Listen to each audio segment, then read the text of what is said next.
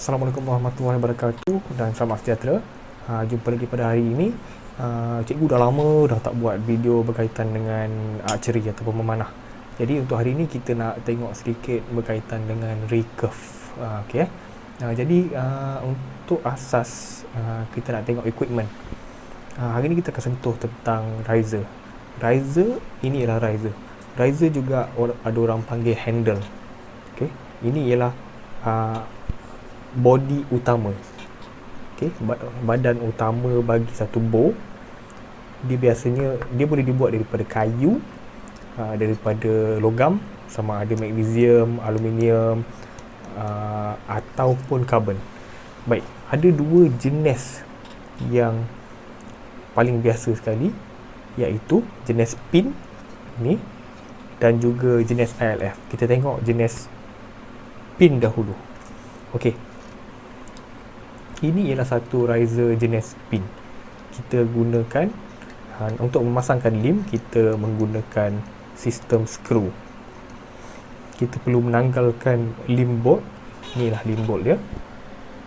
Jadi bagaimana kita nak pasangkan? Kita pasangkan, pastikan betul atas dan bawah, upper dan lower. Kita cuma masukkan dan kita skrukan. Cari lubang dia, kemudian kita skrukan seperti ini. Okey, baik. Jadi dia masuk dan dia diikat menggunakan skru ni. Skru ni hanya ketatkan menggunakan jari sahaja. Okey, baik. Jadi ini jenis yang pertama.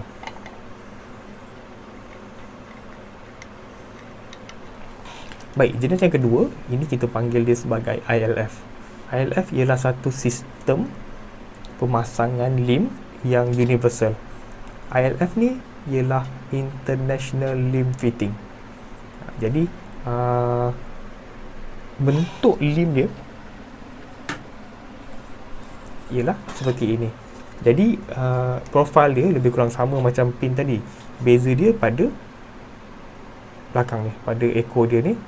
Jadi kalau ILF ni dia ada satu longkang macam ni, bentuk U, dan juga ada pin.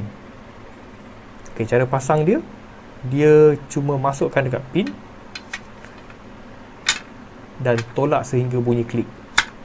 Ya, bila dah klik tu, riser lim ni tak akan jatuh. Okey, baik. Jadi antara soalan yang ramai pelajar tanya cikgu ialah bila dia masukkan, dia klip, ada pergerakannya. Okay, ini sebenarnya ialah satu perkara yang normal. Kerana apa? Sebab lim ni masih belum, bow ni belum dipasangkan tali. Jadi bila dah pasang tali, ini akan menjadi rapat dengan lim bolt. Ini ialah lim bolt. Jadi bila dia rapat, dia tak ada pergerakan. Okey. Jadi kelebihan untuk ILF ialah kebanyakan lim sekarang dan juga riser dibuat dengan sistem ILF ni. Jadi dia ialah satu sistem yang universal. Jadi kalau macam ni, ini big rock, kita boleh gunakan pada riser win and win, ataupun riser Hoyt, ataupun riser Cuttle, ataupun Summit. Jadi dia versatile. Dia sangat-sangat versatile. Dia di mana kita boleh masukkan mana-mana jenama. Okey, baik. Kita nak tengok sikit berkaitan dengan riser. Yang pertama sekali ialah panjang riser. Okey, kalau kita tengok, ini ialah riser cikgu. Riser cikgu ni panjang dia, kalau tengok dekat sini, 25. Maksudnya apa? Maksudnya kalau kita ambil, kita ukur daripada sini sehingga ke sini melalui depan, panjang dia ialah 25 inci. Jadi ini ialah standard size yang paling popular sekali. Ada juga riser yang panjangnya 23, pendek sedikit, dan juga 27. Tapi kenaikan dia 2 inci. Okay, 23, 25, 27. Okey, jadi kalau kita tengok riser yang first tadi, okey, riser yang first ni, ini ialah 23 inci. Okey, jadi panjang bow sebenarnya ada kaitan dengan ketinggian archer. Tapi tak ada masalah sebenarnya. Sebenarnya kalau bawah 12 nak pakai riser 25 inci, pun tak ada masalah, kecuali kalau dia pakai lim yang panjang sehingga lim tu cecah lantai. Itu ada masalah. Maksudnya dia perlu pakai sama ada riser yang lebih pendek ataupun lim yang lebih pendek. Okey, jadi itu tentang panjang. Okey, baik, kita tengok apa yang kita boleh pasang pada satu riser. Okey, kita tengok dekat sini. Dekat sini ada dua lubang skru. Ini ialah untuk meletakkan side mounting. Okey, ini kita letak side. Okey, untuk kita aiming. Okey, kemudian dekat sini ada dua lubang untuk kita letakkan plunger. Plunger button. Ini contohnya, dia ialah satu button yang ada spring. Fungsi dia ialah apabila kita pasangkan, dia memastikan bahawa ada clearance antara arrow dengan riser ni, dia tak terlalu rapat. Okey, baik. Jadi nak pakai yang mana, depan ke belakang, pakailah yang mana-mana. Sebenarnya tiada beza yang besar kalau kita pakai yang depan ataupun pakai yang belakang. Yang penting ialah lubang yang sama kita masukkan plunger, kita tampalkan arrow rest. Sebagai contoh sini, cikgu tampalkan arrow rest di belakang. Jadi plunger button cikgu duduk di belakang. Baik, seterusnya ialah kita tengok tentang fitting. Kalau tengok dekat sini, dekat bawah, dekat tengah, dekat atas dan juga satu di belakang, kita ada satu thread untuk kita pasangkan sesuatu. Ini ialah stabilizer mount. Okay, dia ada bushing, dia ada lubang skru yang kita boleh pasangkan dengan sama ada damper ataupun stabilizer. Kalau macam ni, ini ialah satu mini damper. Kita boleh pasangkan dekat sini untuk bagi tambahkan berat di bawah ataupun di atas. Tapi di tengah-tengah ni biasanya kita letakkan dengan satu stabilizer yang panjang untuk recurve. Okey, ataupun untuk riser ni kita boleh letakkan di sini. Sebenarnya dia tidak memberi kesan yang sangat banyak, cuma lebih pada feel. Okey, rasa bow dia macam mana. Kebiasaannya bow riser akan berat di atas, di mana bila kita lepas dia akan jatuh ke arah kita. Jadi untuk recurve kita letakkan stabilizer yang panjang dan juga pemberat di depan, di mana bila kita full draw, bila kita tarik dia akan menjadi balance. Dan bila kita shoot, kalau tengok ramai pemanah-pemanah dunia, bownya swing.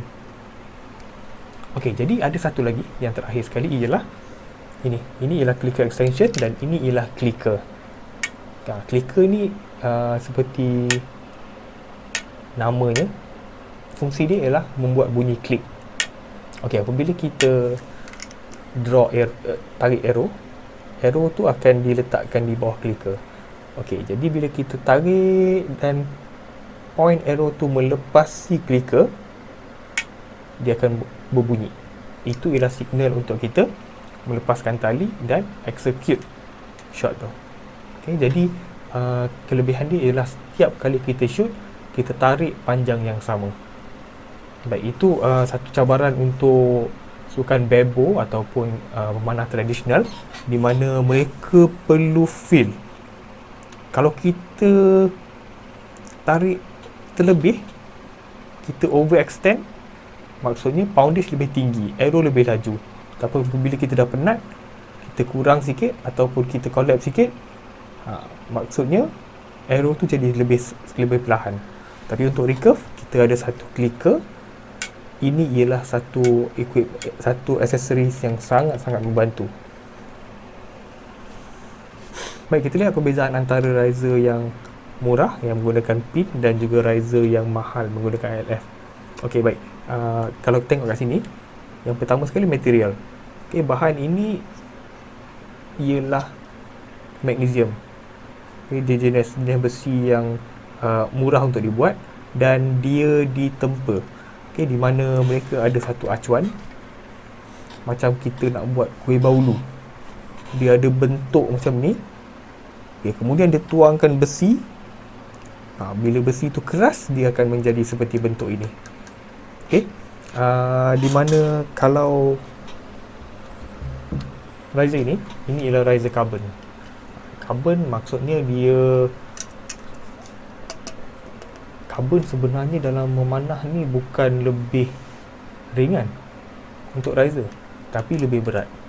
Ini ialah satu riser yang berat. Okey, baik. Jadi ada satu lagi yang tengah-tengah ni sangat penting. Ini ialah grip. Grip ini ialah tempat kita meletakkan tangan. Kalau kita tengok kontur dia tak seperti ini. Dan juga kalau tengok daripada belakang, dia juga ada ruang untuk kita meletakkan tangan dengan selesa. Okey, cara-cara pegang dia ialah yang paling mudah sekali ialah kita macam nak mencekik. Okey, jangan pegang sebegini. Cara pegang dia ialah kita letakkan bentuk V ni pada leher grip ni dan kita relaxkan jari. Okey, kedudukan dia, kita punya penumbuk ni berada dalam sudut lebih kurang 45 darjah. Macam mana nak tahu? Yang cikgu ajarkan kepada pelajar ialah jari tengah kita letak antara grip dan juga body. Bila kita letak macam ni, bila kedudukan jari tengah kita kat sini, inilah kedudukan yang betul. Kalau tengok pada tapak tangan cikgu, okey, mana tak nampak. Okey, kalau tengok pada tapak tangan cikgu, dia tidak melepasi garisan ni. Dia duduk di sebelah sini sahaja. Dia tak pergi sini. Kalau dia pergi sini, maksudnya tangan kita dah angle yang tak betul. Jadi angle dia macam ni. Baik, ada satu lagi yang cikgu perlu ingatkan. Untuk MSSD, untuk sukan sekolah, peringkat sekolah MSSD, MSSJ dan MSSM, riser yang dibuat daripada carbon tidak boleh digunakan oleh pelajar-pelajar sekolah rendah bawah 12 tahun. Dia tidak boleh menggunakan riser carbon ataupun menggunakan lim carbon. Hanya boleh gunakan lim daripada bahan fiberglass ataupun kayu. Jadi pastikan semak dengan coach sebelum berbelanja dan membeli lim. Berkaitan dengan lim, cikgu akan buat satu video yang menerangkan berkaitan dengan topik lim. Okey, baik. Jadi sekian saja video untuk hari ini. Cikgu harap cikgu dapat memberikan sedikit pencerahan berkaitan dengan sukan memanah. Jika kamu ada sebarang persoalan, bolehlah tuliskan di ruangan komen di bawah. Ingat, sentiasa berbincang dengan coach masing-masing dan teruskan berlatih. Kalau sekarang ni masa PKP tak dapat berlatih, mungkin kita boleh buat sukan-sukan fitness. Kita boleh buat latihan-latihan fitness untuk menguatkan otot-otot yang digunakan untuk memanah. Okey, jadi cikgu akan jumpa kamu lagi pada video akan datang. Sekian. Assalamualaikum warahmatullahi wabarakatuh. Jumpa lagi. Bye.